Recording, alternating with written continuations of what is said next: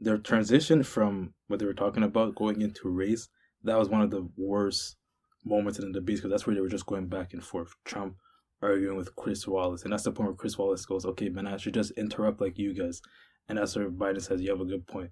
And it showed you how bad this debate was going, and that's when Chris Wallace Chris Wallace goes, "Okay, I'm gonna give you guys 2 minutes in the next segment." He's like, I'm gonna ask you guys about race. Now this is the weird part to me because as I was rewatching the debate, I didn't really catch this when I watched it the first time. But Chris Wallace goes, "Yeah, I'm gonna give you 2 minutes to talk about race. You can answer that, or you can answer whatever else you want."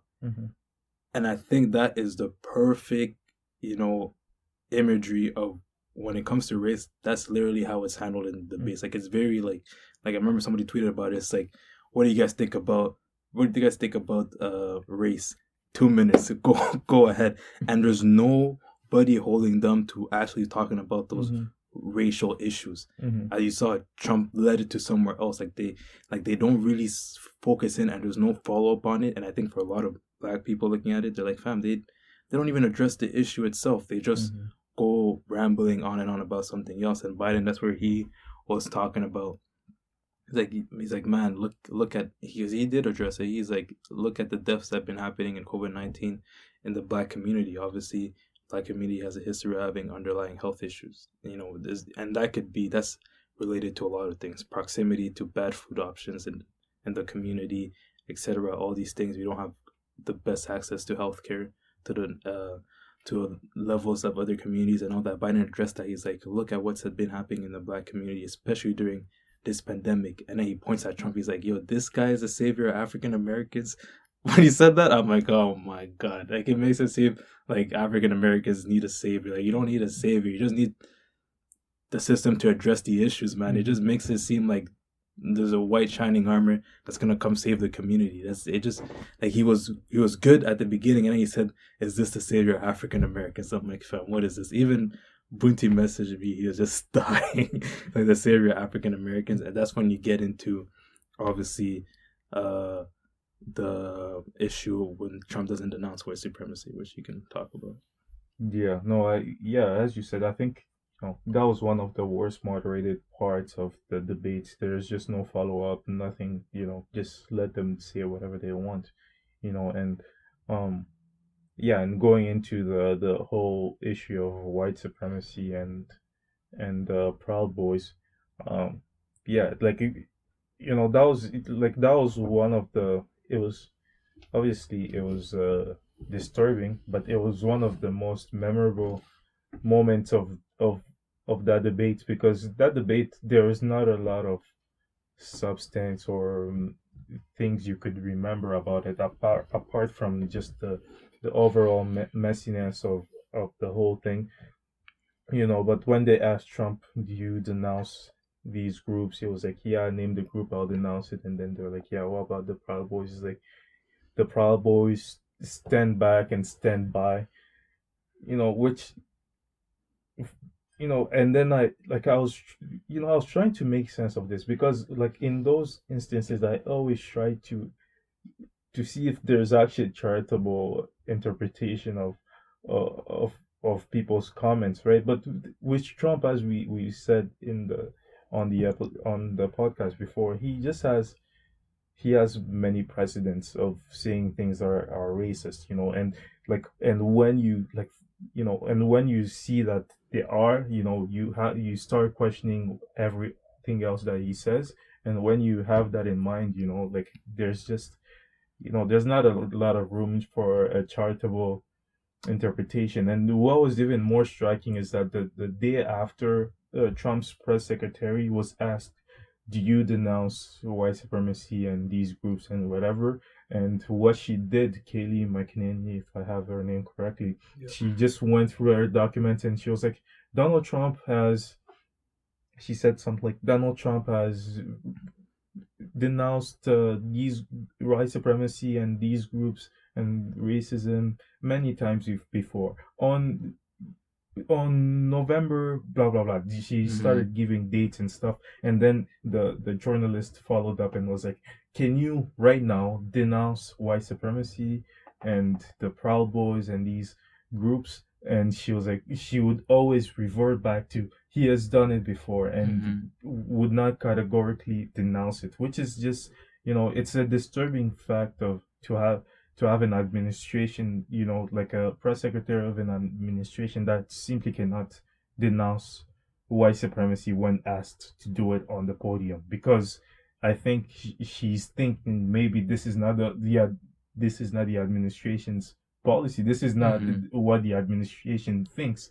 So she just kind of obscures the whole discourse. So yeah, that was the most remarkable and that, and also it was disturbing, and also the peaceful transition of power question was also really disturbing for me. Yeah, and even on that point, because a lot of Republicans have said, like, they're like, yo, he's done it all the time. Like, it doesn't matter. I don't know why you guys keep harping on this point.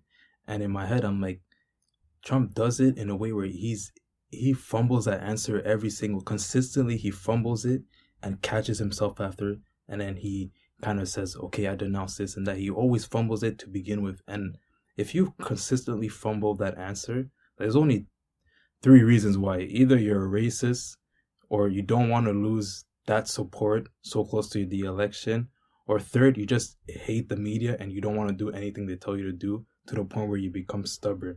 Regardless of which of the three it is, you're on the biggest stage. There's a reason why you go to debates. There's a reason why debates can shift elections, because that's the stage where everybody's listening. The people who don't agree with you are listening. The people who agree with you are listening. And he knows, right? Because he's on a debate stage. He's repeating all the time, make America great, make America great.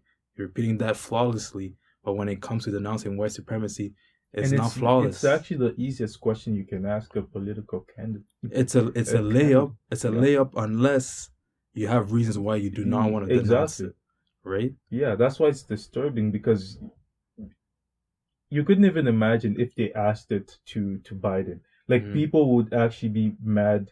Like, on the right, people would be mad and say, these are just two easy questions that you're asking Biden. Asking him to denounce racists, what question is this? It's too easy, because he would have like a really good answer, and it would be played on the cable news, and and like everybody will play that answer back. But for Trump, it's the hardest task of the administration to just denounce white supremacists. And then now you move into now, and like last night, they obviously asked him that at the town hall, but it's like, if you on that stage just said, yeah, I denounce any forms of white supremacy, whatever, you don't get asked that again. Like, you're not going to get asked that, because it's not a story anymore. The media can't go back and say, okay, the story of tonight's debate, Trump doesn't denounce white supremacy. That's all you saw. Headlines, every single show, only thing they talked about. All he had to do on a debate stage is denounce white supremacy. So when people come and look at Trump and say, I think that guy's a racist, and they could point to a track record or whatever, they have points. You're giving people more reasons not to vote for you. And that's what that debate was. Literally. Or to vote for you. Or to vote for you. You see the worst. Yeah, so that's literally, to me, what that debate was. It was just constantly missteps. And some political pundits were like, yo, this is the night where Trump killed his presidency. That is where he killed it. Obviously, I'm not going to give any confirmation now, because I'm not going to be that guy, where you ain't going to play my clip after election day if Trump wins. But still, I believe that was one of his worst moments as president, because it's the debate stage. What you believe and whatever, you say it on that debate stage.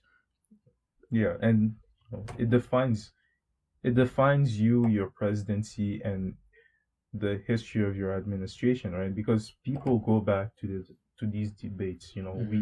People study them. Like I've like, it's not when like in 2008 when Obama was running, I was like pretty young. I didn't follow that, So I've went back and watched those debates. I've went back and watched the debates in the 80s with Ronald Reagan, and Like I was just watching Nixon and JFK like a few nights ago. yeah, like you go back to these things and they define you and your presidency. So to have that, like, it's such a big stage, because it's not just a big stage in the moment, but it's also just a defining moment in your career as a politician, you know.